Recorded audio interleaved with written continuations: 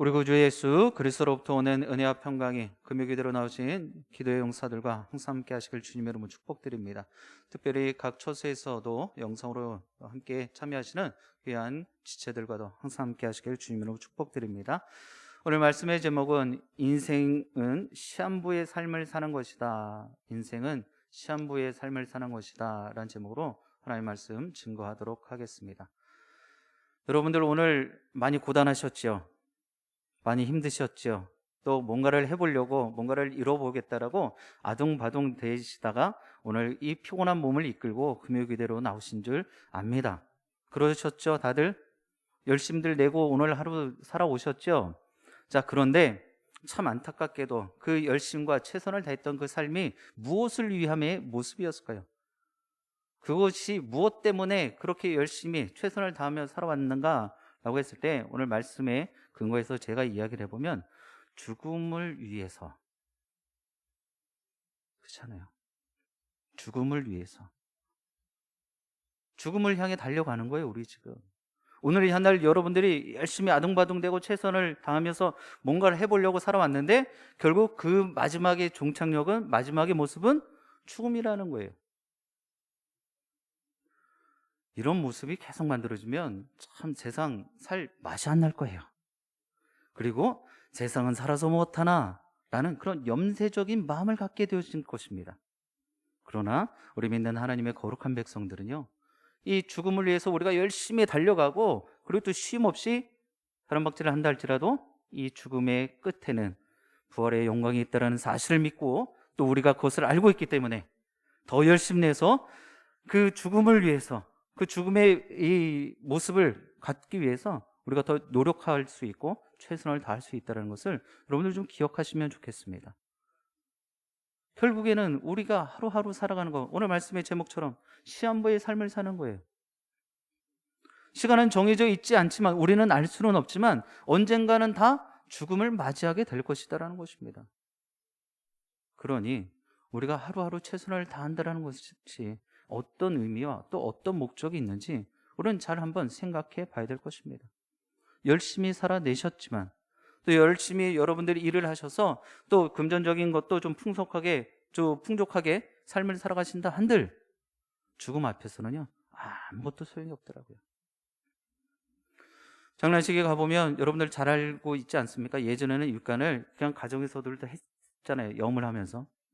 그럼 그때는 노자라도 가지고 가라고 이야기를 해요.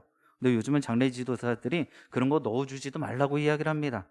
왜? 다 필요 없기 때문이에요. 그런 우리네 인생입니다.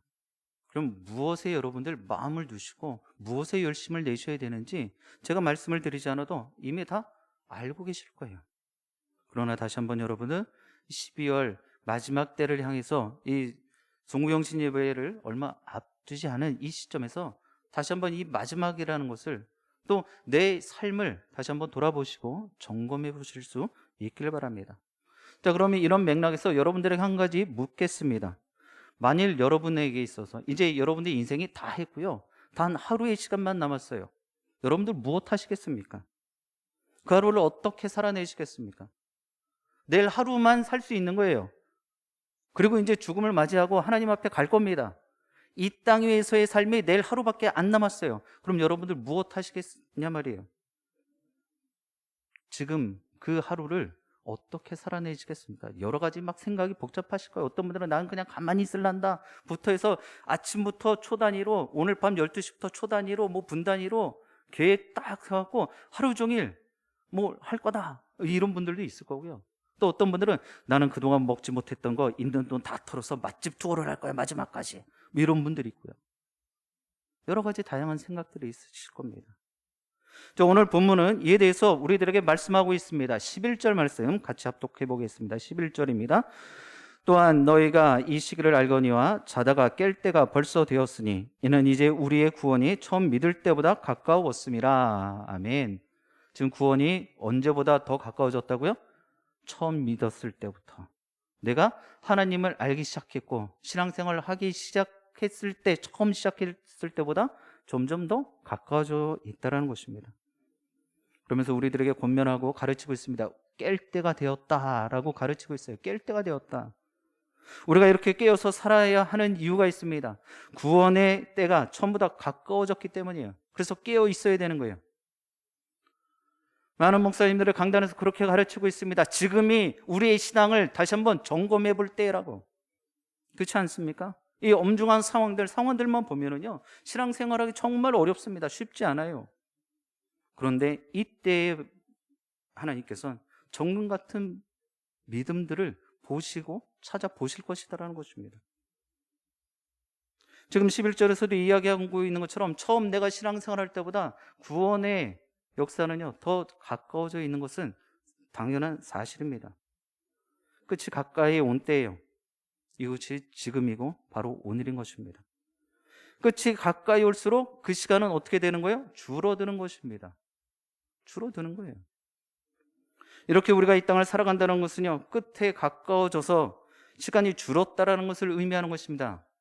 여러분들, 우리의 삶도 마찬가지 아닙니까? 한 해, 두 해 하다 보니까 내가 시한부의 삶을 끝낼 시간도 점점 어떻게 해요? 가까워지고 있다는 것입니다. 그런데 이 시간은요, 누구에게나 동일하게 적용되어집니다. 누구에게나 24시간이 주어지고요, 누구에게나 365일이 주어지는 것입니다. 그 주어지는 것은요, 그 누구도 예외가 없어요. 빈부귀천과 그리고 남녀노소를 막론하고 동일하게 주어진 것입니다. 혹여라도 어떤 분에게는 이 시간이 불공평하게 나누어진 분들이 계십니까? 그렇지 않을 거예요. 그러면 또 시간의 소모에서도 역시 공평합니다. 어떤 분들에겐 정확히 24시간이 따박따박 돌고 있고, 어떤 분들에게는 24시간이 48시간처럼 막 세월이 정말 우리가 이해하는 활처럼 막 달려가는 그런 분들은 없으실 거예요. 그건 감정상, 그렇죠? 느낌상의 모습이라는 거예요. 똑같이 24시간을 소모하게 만들어 놨습니다. 우리는 그래서 영원하지 않다는 거예요. 언젠가 끝을 맞이하게 될 것입니다. 이것이 시한부의 삶이라는 거예요. 참 안타까운 모습이죠. 그런데 우리는 영원히 살 것처럼 아무렇지도 않게 신앙생활하고 삶을 살아가고 있어요. 야고보서 4장 14절은요, 우리네 인생을 이렇게 언급하고 있습니다. 우리 다 같이 읽습니다. 내일 일을 너희가 알지 못하는도다. 너희 생명이 무엇이냐? 너는 잠깐 보이다가 없어지는 안개니라. 아멘하기가 얼마나 겁나는지 모르겠어요. 두렵습니다. 우리의 인생의 삶의 모습이 아침 안개 같다라는 거예요. 언젠가 거쳐질 거라는 거예요. 없어질 거라는 거예요. 그것도 어떻게 없어지는지도 모르게. 그렇잖아요. 안개가 어떻게 거쳐지는지 여러분들 그걸 유심하게 보신 적 있으세요? 그냥 소리 소문 없이 싹 사라지더라고요. 우리네 인생이 그렇습니다. 주님은 야고보서를 통해서 오늘 본문의 말씀, 구원의 때가 얼마 남지 않았다라고 우리들에게 말씀하고 계십니다. 자, 다시 한번 여러분들에게 도전합니다. 여러분들에게 남은 시간, 여러분들 어떻게 쓰시겠습니까? 어떻게 보내시겠습니까? 첫 번째로는 시간을 낭비하지 않아야 돼요. 시간 허비하지 않으셔야 된단 말입니다. 13절 말씀입니다. 같이 합독하겠습니다. 13절. 낮에와 같이 단정히 행하고 방탕하거나 술 취하지 말며 음란하거나 후색하지 말며 다투거나 시기하지 말고. 아멘. 지금 13절 한 절의 말씀에만은요, 하지 말라는 말을 6번이나 우리들에게 가르치고 계십니다. 6번이나. 한 절 안에 6번이네. 방탕하지 말고, 술 취하지 말고, 음란하지 말고, 호색하지 말고, 다투지 말고, 시기하지 말고, 6가지 하지 말라라고 가르칩니다. 이 모두를 한마디로 축약한 절이 있습니다. 그 다음 절에 14절입니다. 우리 합독합니다. 오직 주 예수 그리스도로 옷 입고 정욕을 위하여 육신의 일을 도모하지 말라. 아멘. 정욕을 위한 육신의 일을 도모하지 말라. 6가지 하지 말라를 한마디로 한 것이 육신의 일, 육적인 일을 따라가지 말라라고 지금 이야기를 하는 것입니다. 이것은 남은 기간의 삶이 뭔가를 해라, 신앙생활 잘해라, 하나님 잘 믿어라, 이 하라 이전에 하지 말라와 밀접하게 연관되어져 있다는 것입니다. 그리스도인의 영적 성장을 방해하는 것은요, 하지 말라는 것을 해서 그렇다라는 것. 그렇게 말해도 과언은 아닐 거예요. 여러분들 신앙생활 성장을 해야 되고요. 또 내 안에 내적인 그런 부흥을 좀 일으키려면 무엇 잘 하셔야 되는가요? 무엇을 하셔야 될까요? 하지 말라는 것 안 하면 돼요. 지금 우리가 보고 있는 13절 말씀, 이 6가지의 모습만 안 해도 우리의 신앙은요, 성장하게 되어져 있고요. 내적 부흥도 분명히 일어나고 체험하게 될 것입니다. 근데 결국 이 하지 말라는 거에 우리는 마음을 뺏겨버려요. 하라는 것보다 하지 말라는 것에 마음을 뺏겨서 그것에 시간을 허비하게 되어진단 말이야. 시간을 쓰게 되어지는 것입니다. 시간 사용의 문제라는 거예요. 쉽게 말하면 내 시간을 지금 어디에다 쓰고 있느냐, 이것이 문제라는 것입니다. 일주일에, 아니 단 하루에 여러분들 하나님과 교제하는 시간, 하나님과 교통하는 시간을 얼마만큼 할애를 하고 계시는지요? 오늘 13절에 이야기하고 있는 것, 방탕하지 말라고 하는 것, 방탕한 생활에 시간을 쓰지 말라는 거예요. 술 취하지 말라는 것, 술 취하는 일에, 술 먹는 일에 그 시간을 쓰지 말라는 것입니다. 음란과 호색과 다툼과 시기도 마찬가지의 모습이에요. 그런데 시간 뺏기지 말라는 것입니다. 결국 정욕을 위하여 육신의 일을 도모하지 말라는, 육신의 일을 위하여 시간을 사용하지 말라는 거예요. 이것을 바꿔 말하면요, 정욕을 위해 사는 육적인 사람들은 그 시간 사용이 육적인 시간의 모습이다라는 거예요. 여러분들, 우리는 분명히 영적인 존재들이고 영적인 하나님의 사람들입니다. 거룩한 백성들입니다. 그럼 여러분들은 어디에 시간을 쓰셔야 돼요? 영적인 일에. 당연한 모습이죠.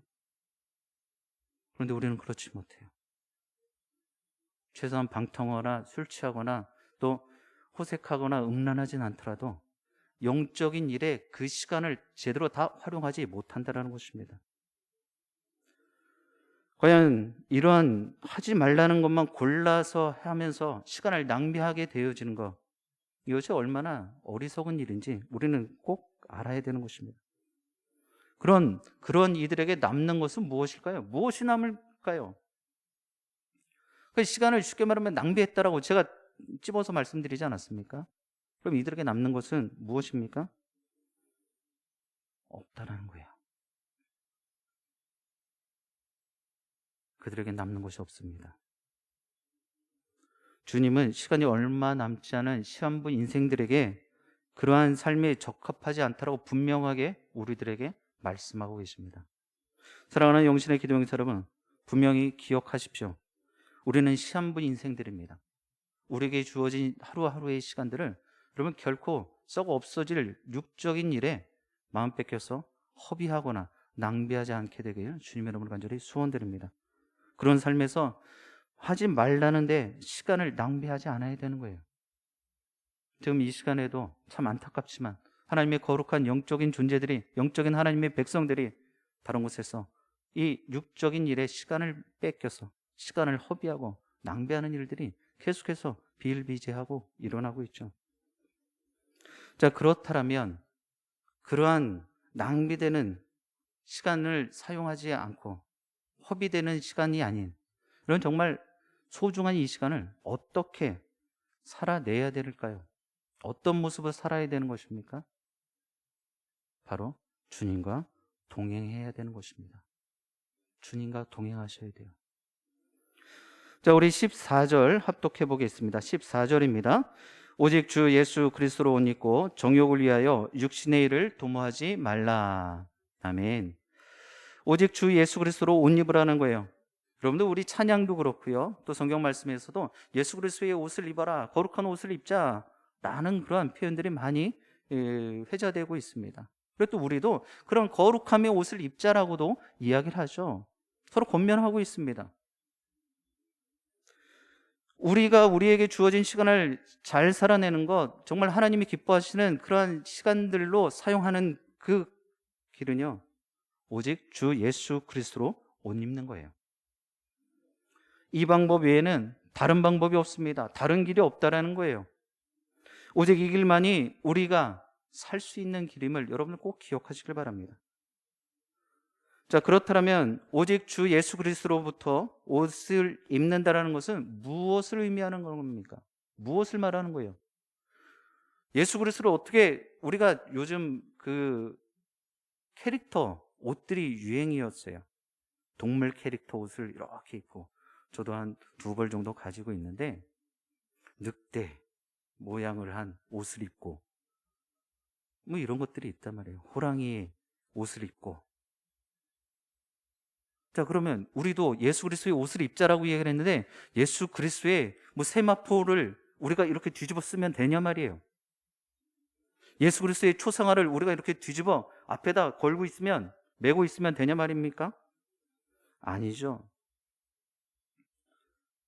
성경은 태초부터 하나님께서 옷을 입히지 않았다라는 것을 보여주고 계십니다. 하나님이 아담을 만드셨을 때 형상은 만들어내셨어요. 그런데 성경을 천천히 들여다보면요, 아담을 지어놓고서 바로 그에게 옷을 해입히지 않으셨습니다. 자, 그렇다면 처음 옷이 등장한 때는 언제입니까? 창세기 3장 21절 말씀 우리 같이 합독해 보겠습니다. 시작. 여호와 하나님이 아담과 그의 아내를 위하여 가죽 옷을 지어 입히시니라. 아멘. 이때 처음 옷이 등장을 합니다. 그리고 그냥 옷도 아니고 가죽 옷을 해 입히십니다. 이 옷에는요, 부끄러움을 가리는 그런 기능도 있지만 또한 외부로부터 보호하는 그런 기능적인 면도 다 담고 있죠. 이때부터 사람들은 옷을 지어 입기 시작을 합니다. 그렇게 타락 이후부터 사람들은요, 옷과 함께 일평생을 한다 해도 과언은 아닙니다. 아이가 딱 태어나면 우리 예전부터 아기를 어떻게 옷을 해 입히잖아요. 베넷적으로 해 입히잖아요. 그리고 관에 들어갈 때 예전부터 풍습은, 지금 뭐 화장을 해도 마찬가지예요. 수의라는 것을 입혀요.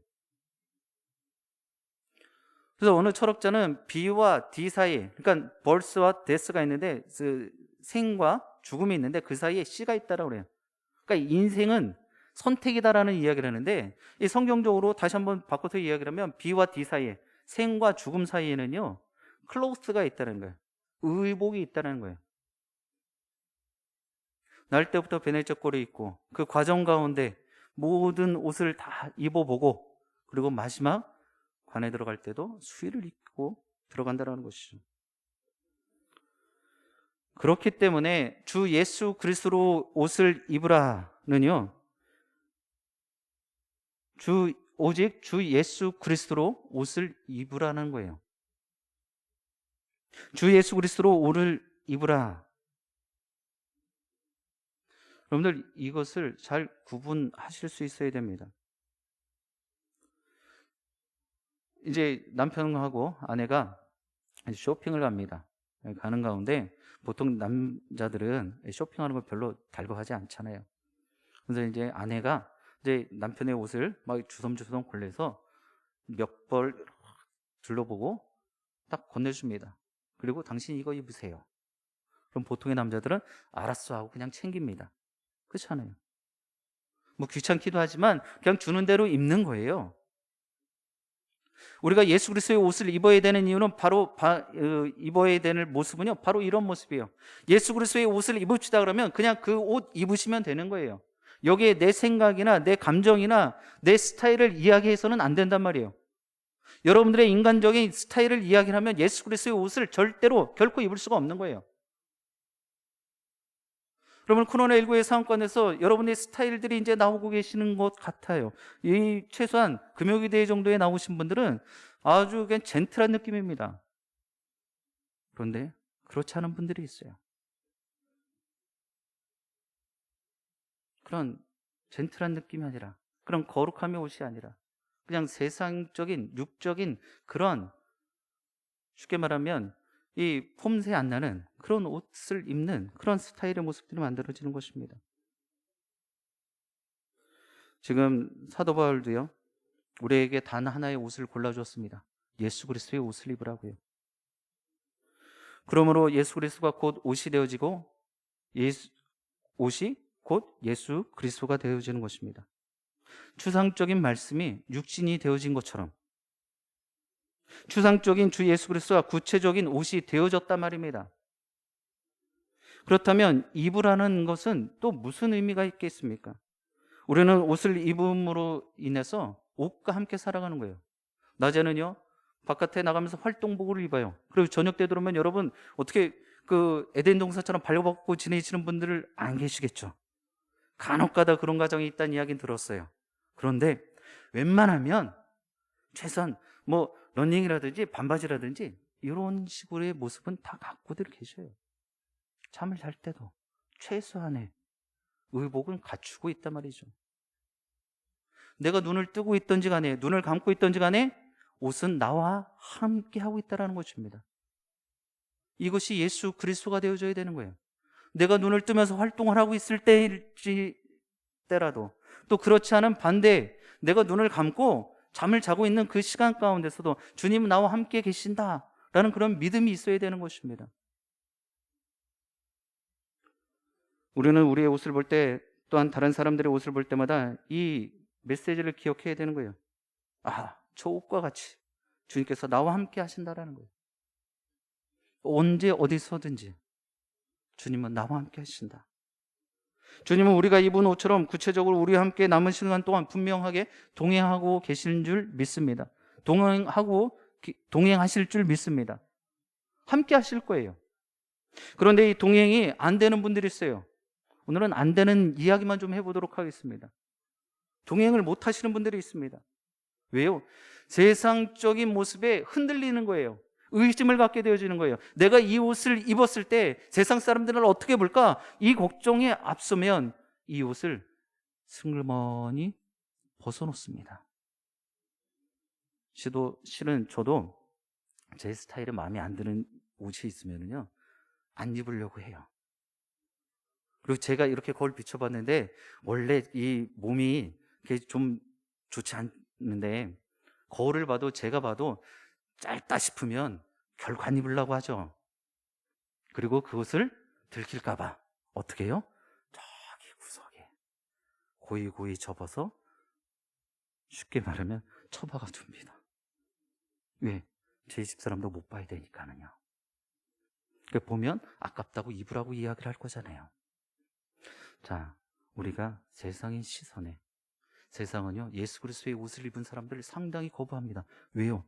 그 예수 그리스도의 옷은요 상당히 거룩하고요, 상당히 정갈하고요, 정말 흠없는 옷이기 때문이에요. 죄로 가득한 그 정말 때가 함께 검은 것들이 묻어있는 사람들이 그 거룩하고 흰 그 예수 그리스도의 옷을 입고 있는 그 모습을 봤을 때 함께 할 수 없다라는 것이죠. 다른 사람들이 생각하는 건 그렇다 치지만 내가 그 옷을 입고 있는데도 그 옷을 못 견뎌서 내 스스로가 벗어버리는 그런 안타까운 모습도 있습니다. 주님이 그런 분들에게는요, 주님이 나와 함께 하시기도 하지만 함께 하지 않을 때도 있다는 거예요. 살아계셔서 역사하시는 그 주님이 그 사람에게는요 죽은 하나님의 모습일 수도 있다는 거예요. 왜 그렇습니까? 왜 그런 마음과 모습을 갖게 되실 거예요? 두 가지의 모습이 있습니다. 첫 번째로는요, 회개가 없기 때문이에요. 회개가 없어요. 주님과 동행을 막는 중요한 요소들이 분명히 있을 것입니다. 주님과 함께하는 것을 가로막는 일들이 있을 거예요. 방해하는 모습들이. 그 중에 첫 번째 요인이 바로 죄예요. 죄를 행하면 행할수록 하나님과의 거리는 어떻게 되져요? 멀찍이 멀어지는 거예요. 하나님이 안 보일지도 몰라요. 그러니 더 열심히 뭘 합니까? 죄를 범하게 되어지는 거예요. 멀어지면은요, 여러분들, 우리가 입으로 고백하는 건 주님 나와 동행하여 주옵소서, 내 삶에 개입하여 주옵소서, 이렇게 고백을 하는데 멀어지면 멀어질수록 동행이 됩니까? 안 됩니까? 여러분, 동행이라고 할 때는요 가까이 내 눈에 보여서 정말 밀접하게 있는 이 사람과 같이 나가는 거, 이것이 동행 아닙니까? 보이지도 않는 하나님, 죄로 인해서 저 멀찌감치 내가 숨어버렸어요. 그런데 어떻게 동행이 되겠습니까? 동행은요, 거리의 문제예요. 우리가 죄를 범할수록, 죄를 지으면 지을수록 하나님과의 동행의 그 거리의 간격은요, 점점점 멀어지기 마련입니다. 동행은 눈에 보이고 잡힐 정도의 가까운 거리의 모습을 우리는 동행이라고 이야기를 해요. 그런데 이 거리를 좁히는 방법이 하나 있어요. 바로 회개예요. 회개하지 않으니까 죄가 점점점 쌓이는 거예요. 그러면 주님과 만날 일이 더욱더 없어지겠죠. 주님께 자신의 죄를 뉘우치고 고백하며 주님, 용서해 주세요. 제가 오늘 죄를 범하였습니다. 죄 사하여 주세요. 이 고백이 있어야 된다는 것입니다. 그럴 때마다 멀어졌던 하나님과의 그 동행의 거리가 점차 가까워지는 거예요. 주님, 죄송합니다. 용서해 주세요. 이 한마디가 주님과의 관계를 더욱더 좁히게 되어지고 밀접하게 만든단 말입니다. 우리를 더욱더 주님과 가깝게 만들어준다는 것입니다. 사랑하는 영신의 기도용 여러분, 주님께 죄를 남김없이 고백하실 수 있길 바랍니다. 우리가 기도할 때요, 모르고도 지은 죄, 알고도 지은 죄 용서해달라고 이야기를 많이 해요. 예전에 참회 기도를 할 때 여러분들 제가 방법을 가르쳐 드렸죠. 한 주간에 있었던 일을 고백하는 거예요. 두루뭉실하게 이야기하지 말라는 거예요. 고백하지 말라는 거예요. 구체적인 고백이 필요한 것입니다. 오늘 이 시간에도 같이 회개하고 하나님 앞에 정말 있는 모습 그대로 나갈 때 입 안에서 무엇을 고백해야 될까? 하나님 아시죠? 제가 잘못했어요. 이러고 끝내지 마시라는 거예요. 오늘 내가 어떤 잘못을 저질렀고 어떤 죄를 범해서 하나님과의 관계가 점점점 멀어지고 있는지 이것을 고백하실 수 있어야 된다는 거예요. 그럴 때 주님과 더욱 가까워질 줄 믿습니다. 얼었던 마음이 눕고 삶이 아름답게 되어질 것입니다. 그래서 아무리 우리가 죽음을 향해 달려가는 시한부의 삶일지라도 우리가 그런 회개의 마음이, 회개의 영이 충만하게 넘쳐나면은요, 그때부터 삶이 아름다워지는 거예요. 살아갈 만한 그러한 이유가 더욱더 만들어지는 것입니다. 오늘 이 밤에 그런 귀한 삶의 이유를 다시금 찾게 되어지길 주님 여러분 축복드립니다. 자, 두 번째로 이렇게 왔다 갔다 하는 그런 모습, 계속 회개가 없기 때문이에요. 첫 번째 이 잘못된 모습은 회개가 없기 때문이고, 두 번째 모습은 계속 회개가 없기 때문이에요. 신앙을 달리게 견주어서 이야기하곤 합니다. 그렇죠? 신앙은 신앙의 경주다라고 이야기를 많이 합니다. 예수님과 동행하는 신앙이 삶은 경주인데 만일에 경주를 하다가 넘어졌어요. 그럼 여러분들 어떻게 하셔야 됩니까? 일어나셔야죠. 근데 좀 더 가다가 또 넘어졌어요. 어떻게 하실 거예요? 또 일어나야죠. 왜? 우리는 믿음의 경주, 신앙의 경주하는 거잖아요. 그럼 마지막 때에 분명 하나님께서 의의 면류관, 영생의 면류관 씌워주실 것이다라는 믿음이 있으니까 넘어져도 일어나는 거예요. 근데 정말 한번 제대로 넘어졌어요. 정말 힘들어요. 그러면 어떻게 되어집니까? 야, 넘어질 건데 또 뭐 할라 일어나겠나? 이러면서 자포자기 하는 경우가 있어요. 우리 신앙생활 하시다 낙심하고 좌절되어지고 또 실족하여서 딱 주저앉으면 금방 헤어나오기 힘듭니다. 그런데 진짜 사람들의 시선 의식하면 안 돼요. 하나님과의 관계 문제잖아요. 아무리 주위의 시선들이 있다 할지라도, 그러면서도 그렇게 이야기를 합니다. 아무리 하나님만 바라보고 다닌다지만 내 옆에 있는 사람이 정말 꼴도 보기 싫은데 어떻게 나갑니까? 이러고 얘기를 하셔요. 우리 주님께서는요, 그런 꼴도 볼 수도 없는 그런 우리를 위해서 대신 십자가에 달려 죽으셨어요. 그거 생각하면 아무리 보기 싫어도 힘들어도 하나님 예배하는 일을 소홀히 해서는 안 된단 말입니다. 왜요? 우리는 시한부 인생이기 때문이에요.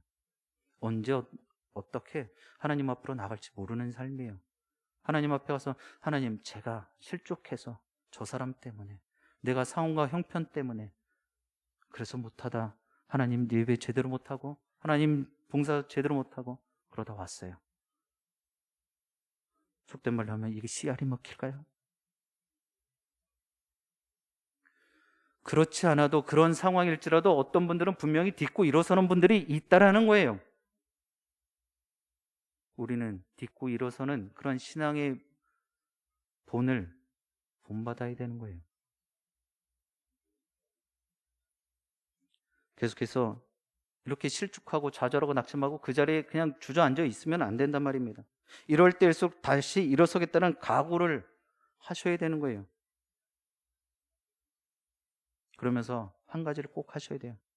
회개입니다. 짓고 싶지 않은 죄를 지었다고 주님이 버리신 것이 아니에요, 여러분들. 그리고 그 죄를 계속 짓는다고 해서 주님이 나를 결코 떠나신 것이 아닙니다. 내 마음이 왜 가면 갈수록 헛헛해질까요? 왜 공허함만 남을까요? 왜 내 안에 분노와 시기와 질투만 남아 있을까요? 그것은 회개하지 않기 때문이에요. 우리 하나님은요, 여러분들이 죄를 안 짓기를 원하시기보다 죄를 지었을 때 그것을 회개하는 것을 더 기다리고 계십니다. 우리 미완성의 존재잖아요. 죄를 안 짓고 살 수가 없어요. 여러분들만 죄를 짓는 것이 아니라 목사인 저도 죄를 짓고 살아요. 오늘도 죄를 지었어요. 저도 곰곰이 생각해 봐야 되겠지만 분명히 죄를 지었어요. 그것을 회개할 수 있어야 되는 거예요. 하나님 앞에 제가 또 잘못했습니다. 용서해 주세요. 오늘 그 고백을 했을지라도 내일 또 그 고백을 똑같이 앵무새처럼 읊조린다 할지라도 계속해서 회개는 이어져야 된단 말입니다. 근데 우리는 그렇게 생각을 해요. 아유, 내가 봐도 나한테 우리 아이 용서해 주면 야, 내가 한 번 속지 두 번 속냐 이런 마음이 드는데 우리 하나님이 내가 또 죄를 범하고 주님 용서해 주세요. 제가 손들고 회개합니다. 천부의 의지 없어서 이러고 나간다 분들 하루 이틀 3일 이것도 정말 며칠이지. 계속해서 죄를 범하고 또 회개를 한다면 하나님이 정말 용서해 주실까? 아니요. 우리 하나님 여러분들 한 분 한 분을 무한대로 사랑하고 계시는 줄 믿습니다. 여러분 한 분 한 분을 끝까지 사랑하시는 줄 믿습니다. 여러분들이 회개하지 않는 것이 문제지. 여러분들이 입술을 열어서 고백하고 나의 잘못을 회개하는 그 순간 하나님이 가졌던 그 분노와 그 심판의 모습들을 다 무장해제하신 줄 믿습니다. 문제는 우리에게 이렇게 회개의 지속성이 없다는 거예요. 내 생각으로 하나님을 바라보니까 회개를 계속해서 할 수 없는 거예요. 그러나 우리 다시 한번 생각을 바꾸셔야 됩니다. 하나님, 부족하지만 연약하지만 하나님 또 죄를 지었지만 하나님께서 그 모든 것들을 용서해 주실 줄 믿습니다. 이렇게 고백하셔야 되는 거예요. 만일 이것이 있다면 신앙의 경주를 하는 동안 분명 우리 하나님은 여러분들과 동행하실 줄 믿습니다. 계속적인 회개가 지속적인 동행을 가능케 할 줄 믿습니다. 이전에 교회 사역할 때요, 그거는 연말만 되면 청산 기도회를 했어요. 청산. 한 해를 다 이렇게 툴툴 털다라는 거예요. 그래서 하나님과의 관계, 사람과의 관계, 물질과의 관계, 그래서 여러 가지의 모습들을 놓고 회개를 하고 하나님, 새로운 한 해를 더 주님 주시는 소망 갖고 시작하겠습니다. 이런 모습으로 기도회가 계속해서 평일 저녁에 있었습니다. 영식교회 공동체도 금요일마다 또 예배 시간마다 올 남은 시간들 동안에 여러분들 한 해 동안 내가 지내왔던 그 모습들을 조금씩 천천히 돌아보시면서 정말 하나님 이런 모습까지도 용서해 주세요. 회개하오니 저를 새롭게 해주세요. 이런 귀한 모습 가지고 2021년 마무리 잘 하시고 또 새롭게 하나님께서 2022년 허락하실 때 정말 기쁨과 감사함으로 새해를 맞으시는 그런 귀한 우리 영신의 기도 용사들 다 되시게 주님 여러분 간절히 축원드립니다. 기도하시